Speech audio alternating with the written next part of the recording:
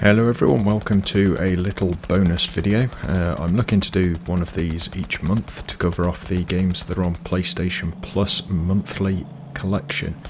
This month we have Borderlands 3, Among Us and NHL 24. Now I've played Borderlands a lot. I played the first and second games extensively, and when the third came out I was really looking forward to it.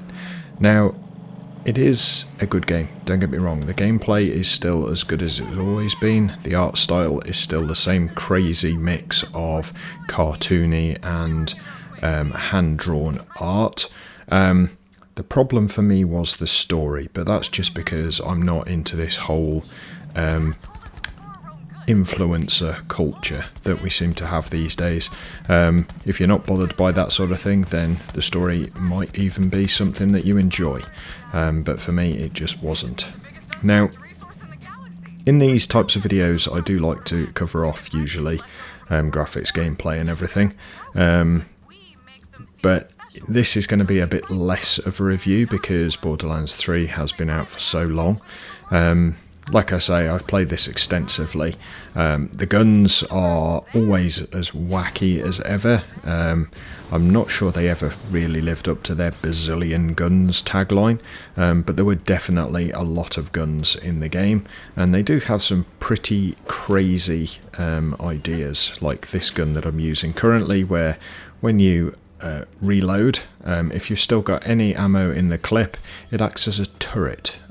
So that's an interesting concept. So you can literally fire for a little bit, throw it, and you'll have a turret which spews flames at the enemy, which is nice. For a free game on monthly collection, this is an absolute steal. Realistically, it is a AAA game. It's got a very high budget. It's got a brilliant publisher. It's got everything you could possibly want from a AAA game. It's a good first-person shooter. It's a good looter shooter. You do get a lot of loot, although it is all weapons. You don't get any armor or anything similar. You have a complete skill tree, and you have a number of different characters that you can select from. You can even change their skins so that they do look slightly differently. All of that added together makes a really strong, really good game, and for free it's even better. So if you haven't already played it, now is the perfect time. Now, moving on to the second game for the month, which is Among Us. I have never played this game before. I didn't understand what the hype was for, and in reality I still don't. That's not to say it's not a very good game. I played one practice run, which is pointless because nothing happens apart from doing the missions, and then I played one online game. So in the online game, you play against a number of other players, and you are given the task of either being a crew member or an imposter. Now for this particular game I was a crew member. You have to try and work out who the imposter is, and I guess if you're playing with a group of friends, as in you've got 3 or 4 friends in game at the same time, you might be able to come up with a plan to identify. The issue is, one of your friends might be the imposter. You have no idea who it is. You kind of have to work out by tracking people, keep with a group so it's harder for the person to do the murder. And basically try and do a whodunit by tracking people's whereabouts. Now the problem that you have is there's actually nowhere to see where the other players are unless you're in the same room as them. They do not appear on the map, so you can't just keep an eye on the map and see where people are. That's obviously so you can't see somebody get killed when there's only 2 people in a room, for obvious reasons.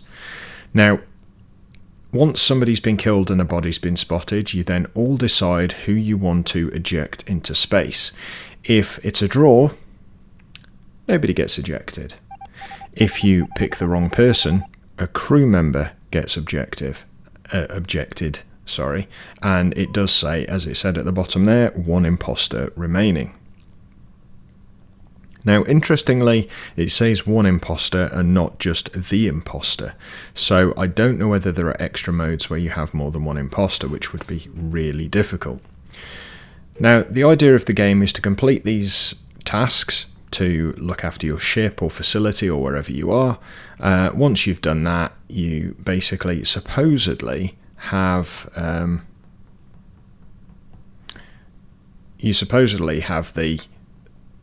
added benefit, I suppose, of finishing the game. I say that, and the reason I stumbled over that is because during this playthrough, we completed all the objectives, and then the game just kind of hung around, which is not ideal. So, yeah, I don't know. So obviously you can see I'm a crew member, so I am completing the objectives that I have been given. I'm trying to keep an eye in the background, and that's why sometimes my connections don't work. Now, Ryber Sleep was watching me the entire time and did nothing. There was no one else in the room at the time. Splashy was kind of like nearby, but I kind of think that one of those two was trying to wait until the other one disappeared. And at this stage I wasn't quite sure who was the dodgy one. But then I think I worked out not long after this that when you consider where people go, and I'm doing some things here now, Ryber Sleep and me are on our own, and he ignored me.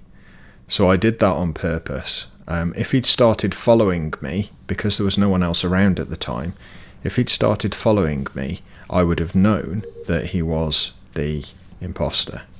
As it stands, because he didn't follow me, I was convinced it was Splashy at this point. Now, Ryber Sleep has spotted it. And interestingly, if Ryber Sleep has spotted it, I don't know how he could have done it. I don't know. But anyway, that was actually a really good time. I really did enjoy it. So I voted Splashy as being the person who was committing the murders. Unfortunately, nobody else did. Everyone else thinks it's somebody else. So no one got ejected again because we all drew. And that's the game. Now moving on to the last game in the monthly collection. NHL, not NFL, NHL 24. So this is the hockey game. I haven't played one of these games since the PlayStation 1, probably. I'm not a big sports game fan. I downloaded this purely to do this video, but I must admit I did have quite a bit of fun. I must say, however, that if you haven't played one of these games before, even on the easiest difficulty, which I am playing on, it is not easy. Now, they say practice makes perfect, and I'm guessing that this is no different. But yeah, it's very, very taxing. You have to learn a lot of different buttons. You have to work out how your character moves on the ice.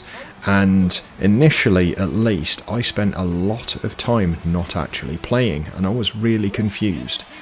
So right at the start of the game, you have this coach feedback here, and you've got hide and show or sim to next session. Now, I was really unsure about what was going on, because I thought at this stage I was playing at a funny camera angle. Maybe that's just me being stupid, but it really was quite disconcerting.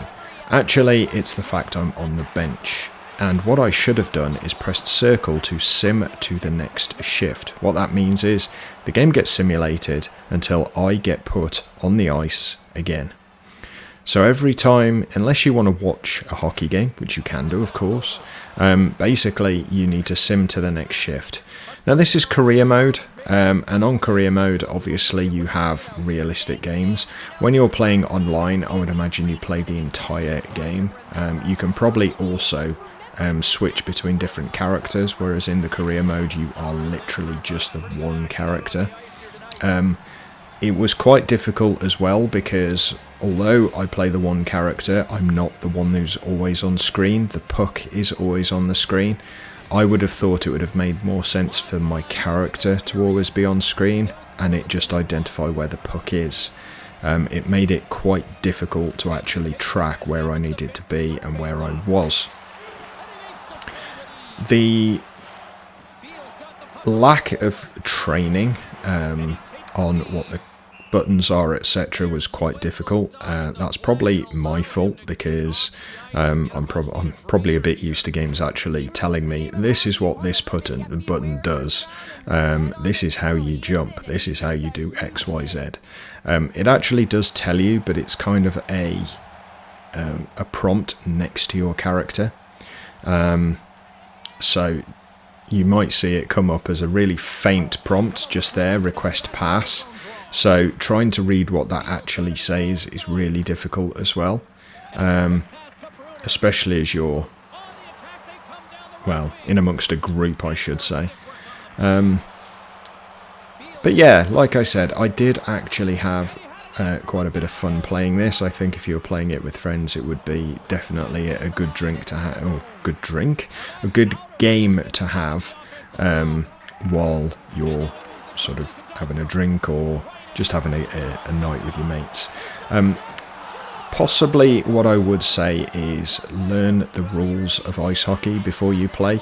I am extremely rusty on the rules. I haven't played ice hockey since, well, on console, PlayStation 1, as I say, but in real life since I was about 19, I would say. So the rules really did evade me for quite a long time, like the offside and icing and all of those. Really wasn't sure what they were. But yeah, overall I think this is also a really good game. This is the AAA game of sports games, a bit like NFL, which doesn't exist, or sorry, NFL or FIFA. FIFA doesn't exist. They're all really high production value sports games, and definitely worth your time if you do like them. So that is the free games for the month of July. Actually, all of them are pretty decent. I would say if you're not interested in, definitely not AAA, but if you're not interested in AA games like Among Us, it's fully understandable. I hadn't checked it out before. It was free on PlayStation Plus, but if you have been interested in finding out what all the fuss was about, it's definitely the best time to do so. Obviously, free is better than any sort of charge when it's something you really don't know about. What I've tended to do in the past is if I've really liked something on the PlayStation Plus monthly collection, I have actually gone and bought it afterwards to support the developers. And I know they get money from Sony, or if it's Game Pass, Microsoft, but they don't get as much as if people buy the games. I'm pretty certain it's just a guaranteed income stream rather than... I think that's how it works anyway. But yeah, if I do like it, I do tend to go out and buy it. As I say, I didn't actually download Borderlands 3 from the store for this month because I already owned the game. That being said, I have downloaded the other two because I do not own them. They're not something I would buy, neither of them, but they are definitely fun for a little bit at least. Not something I'll play really, other than if I get some friends round for that sort of gaming experience. There is no winner here. There's no this is better than this game. They all have their very own sense of gameplay and sense of feel.